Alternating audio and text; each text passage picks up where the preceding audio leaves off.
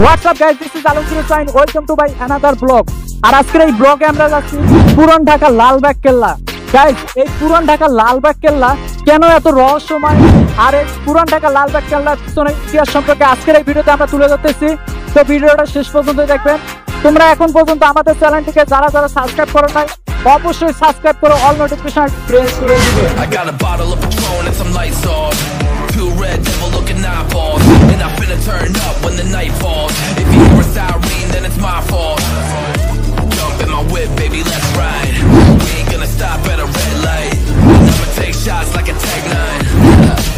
It's gonna get live. Here we go, it's about to go down. Let me know, I'ma buy another round. Get low, drop it down to the ground. Oh yeah, wow, shorty make it bounce. Mama see the put cuffs on my cardiac. Took my breath away like a heart attack. And I'ma spend every dime in my money back. Everybody wanna know. Hello বন্ধুরা, আজকে যাচ্ছি আমরা পুরান ঢাকার সেই ঐতিহ্যবাহী লালবাগ কেল্লা। এই লালবাগ কেল্লা কেন এত রহস্যময় আর এর পিছনের ইতিহাস সম্পর্কে আজকের এই ভিডিওতে আমরা উপস্থাপন করব। তোমরা যারা এখন পর্যন্ত আমাদের চ্যানেলটিকে সাবস্ক্রাইব করো নাই, সাবস্ক্রাইব করে ভিডিওতে একটা লাইক করে দিয়ে আমাদের পাশেই থাকো। ফার্স্ট টাইম আমরা দুজনে রেডি হয়ে একটা অটো নিয়ে চলে যাচ্ছি ঢাকায় গুলিস্তানে গিয়ে নামার পর আমরা ডিরেক্ট লেগুনারে উঠে চলে যাব পুরান ঢাকা লালবাগ কেল্লা। গুলিস্তানে আসার পর ৭০ টাকা ভাড়া দিয়ে অটোওয়ালা মামারে টাটা বাই বাই বলে বিদায় দিলাম। এখন এইখান থেকে হাঁটতে হাঁটতে চলে যাব বাংলাদেশের জাতীয় মসজিদ বাইতুল মোকাররম। আজ শুক্রবার, তাই দুজনে মিলে ঠিক করলাম বাইতুল মোকাররমে গিয়ে জুম্মার নামাজটা ওইখানেই আদায় করব। গাইস, এখন আমরা আছি গুলিস্তান, বাংলাদেশের জাতীয় মসজিদ বাইতুল মোকাররমে। তো আজকে যেহেতু শুক্রবার, তো আমরা জুম্মার নামাজটা আমরা এখানেই আদায় করব, এই বাইতুল মোকাররমে। তো আমরা নামাজ পড়ে তারপর রওনা দেব আমাদের গন্তব্যস্থানে। বাইতুল মোকাররম বাংলাদেশের জাতীয় মসজিদ, যা মক্কার কাবা শরীফের আদলে নকশা করা হয়েছে। 1959 সালে বাইতুল মোকাররম জামে মসজিদের সোসাইটি গঠন করা হয় এবং 1960 সালে 27শে জানুয়ারি এর নির্মাণ কাজ শুরু হয়। এর নির্মাণ কাজ শেষ হয়েছিল 1968 সালে। তৎকালীন পাকিস্তানের সিন্ধু প্রদেশের সভাপতি এস থারানি এর নকশাটি তৈরি করেন। বর্তমান বাইতুল মোকাররম জামে মসজিদের খতিব হলেন আল্লামা মুফতি আব্দুল মালেক।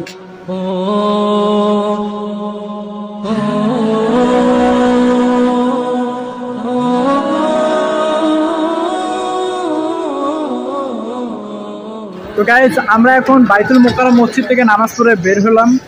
তো আমরা এখন সোজা চলে যাব আমাদের গন্তব্যস্থানে। বেশি দেরি করব না, আর ওইখানে গেলে প্রচুর সময় লাগবে। তার কারণ হচ্ছে রাস্তাঘাট কিন্তু পুরাই জ্যাম। তো যেহেতু আজকে শুক্রবার, তো পুরো রাস্তাঘাটেই জ্যাম থাকার কথা। আমাদেরকে তাড়াতাড়ি রওনা দিতে হবে।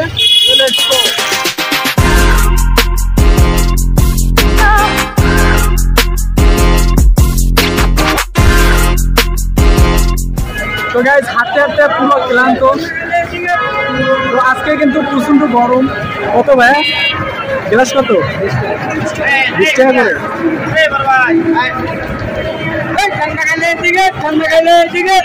তো গাইস, আমরা এখন আসছি গুলিস্তান। তো গুলিস্তান থেকে আমরা ডিরেক্টলি লালবাগ কেল্লায় যাব। আমাদের একটা রেগুলার ঠিক করতে হবে। তো ভাই, লালবাগ কেল্লা কত ভাড়া? 20 টাকা করে। আমরা এখন গুলিস্তান থেকে ডিরেক্টলি লালবাগ কেল্লায় চলে যাব। তো আপনারা যারা গুলিস্তান থেকে লালবাগ কেল্লায় যেতে চান, তো অবশ্যই লেগুনারে যাবেন, ঠিক আছে? তো এই গুলিস্তান থেকে লালবাগ কেল্লা কিন্তু 20 টাকা ভাড়া নিচ্ছে আমাদের কাছ থেকে।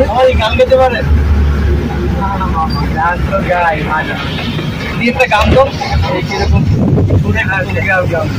গান একটা মনে আসলো, তোমার একটা পুষ্পা বল না, একটা গান শুনি না, তাল মিলাই আমরা মিলাই।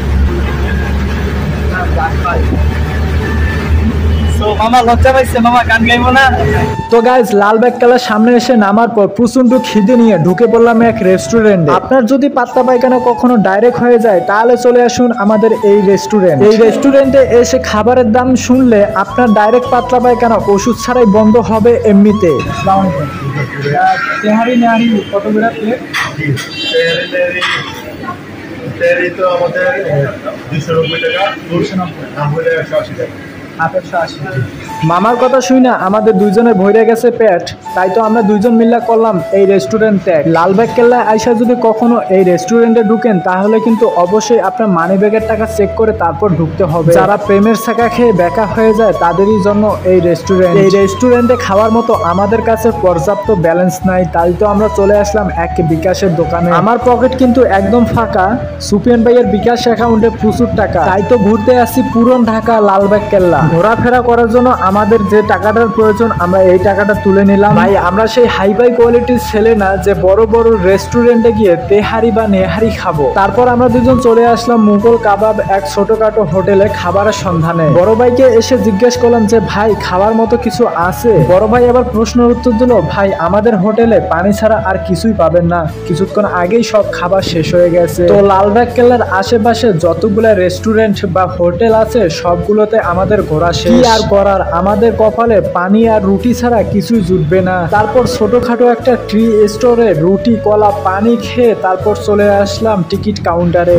তো গাইজ আমরা এখন লালবাগ কেল্লার মেন টিকিট কাউন্টারে আছি। তো এইখান থেকে 30 টাকা করে দুইটা টিকিট কেটে নিলাম।